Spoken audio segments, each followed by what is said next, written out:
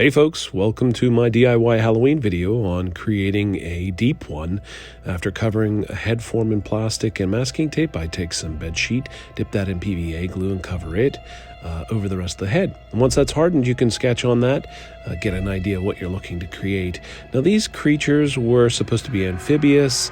Lovecraft wrote about them. They were living in a town near Massachusetts, in a fictional town called Innsmouth.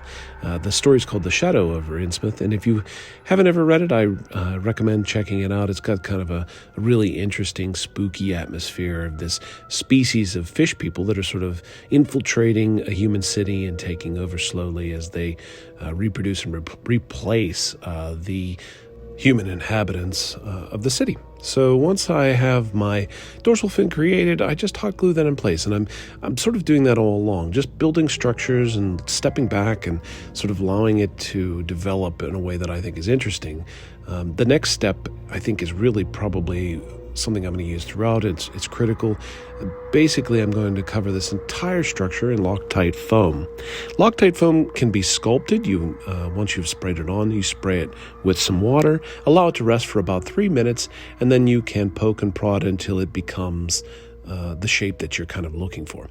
After I have that done, I come back and I start using some air dry clay to put in more of the details and balance out any spots that I think we're missing. I think the little horns you see there at the top of the head, those are paper clay, and of course the ridges and the ears. I put on a base coat of black and then come back with some acrylics to start giving it some visual interest. Here I took some clear Elmer glue and mixed in some food coloring to make a slimy, shiny, wet surface for the entire fish creature. Last year for Halloween, I built a Cthulhu for my bathroom, and you can find that video in my collection as well. So I wanted to add to that this year. Lovecraft stories really inspire me. I get a lot of joy from that. I created the teeth from translucent polymer clay, and I put them into a bed of air dry clay as well, so that we could have some gums. And I painted everything, including the eyes, with some yellow. I tried a couple of different shapes for the eyes, and I ended up using the slits in the eyes to mimic some other reptiles that you see in nature. So I built his body out of some PVC, and I began bulking that out with some additional newspaper. This is EVA floor mats that I carved with a Dremel tool and stuck together with some rubber cement. And then again, I'm starting to cover the skin in a layer of the Loctite foam. It's water resistant, it's strong, it's tough, it has a really neat texture. And like I said, you can make just about any shape you want if you're patient with it. And it's really, I think, a very valuable technique for creating this type of character. Loctite is a little bit more expensive. I think it's about $7 a can, and I think I used about 3 or 4 cans on this project. I took my own hands, traced them, and then I extended the fingers and cut them out of cardboard, and then just taped them onto the ends of the PVC wrists. I was trying to figure out where the hand should bend, and I just used my own fingers to sort of gauge that. And you can see then I covered those in the Loctite as well later on. These were the fingernails. I sculpted those out of some cheap polymer clay, and then once they were baked, I just hot glued them onto the Loctite fingers. I used a little bit of air dry clay to create a cuticle for each of the nails, and then on the back of the hands to make some sort of webbing, I used additional bed sheet dipped in PVA glue. I've seen this technique with Dan Reeder and his dragons, and it really works well for this sort of structure.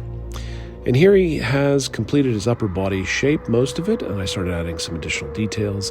I put in some fins on the backs of his arms and began covering the skin in a layer of mask-making latex.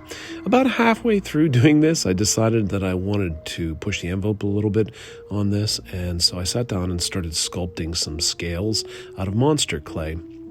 Monster clay is a wax-based clay that you can then make a mold out of. And then once I had my mold built, I just started laying in mask-making latex to create patches of scaly skin.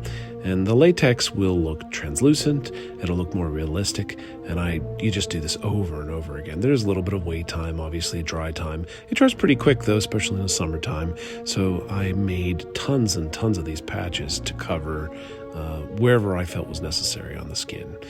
And you can see here I'm sort of playing with the location and the direction of the scales. You want them all to kind of point sort of in the same direction, or really what would look natural for your project. This was the big back fin that I created for him. Just cut that out of some additional cardboard and follow the same procedure that you saw me do earlier for the fin on the top of his head. Since his fins were connected and we had everything pretty much in place where I wanted it, I decided I was going to start building the lower body. And that's just additional PVC pipe that is screwed together with some small screws.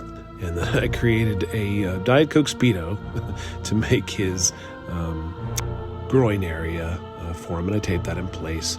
And some pool noodles that bulked out his legs. And you can see I sort of sliced the back of half of a pool noodle to create the calf muscles. And then once we got the final layer of Loctite on the legs, he was just about ready to paint. If you enjoy this sort of video, please feel free to follow me and like the video or ask any questions you have in the comments. I'll be glad to try to help if you want to make something like this as well. This guy's going in my Cthulhu area of my haunt, and I really enjoyed painting him. I just came and put layer after layer of acrylic and other colors to try to build out an interesting paint job. There he is. He's completely finished. I did add some seaweed to him that gets painted a little bit later. I hope you've enjoyed this project, and as always, happy haunting.